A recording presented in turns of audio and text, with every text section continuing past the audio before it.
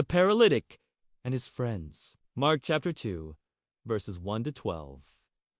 Word spread fast Jesus was back in town. Soon, a house was overflowing with people, shoulder to shoulder, spilling out the door. Everyone wanted to hear him speak, but outside, 4 men stood with their friend, a man who couldn't walk. They had carried him all this way on a mat, hoping, believing that Jesus could help. The problem: they couldn't get in.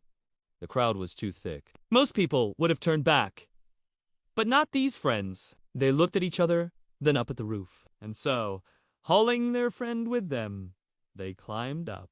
And then, tearing open the roof, they lowered him down right in front of Jesus.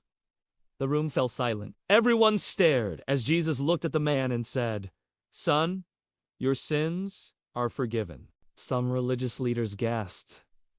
Who does he think he is? Only God can forgive sins. But then Jesus said something even bolder.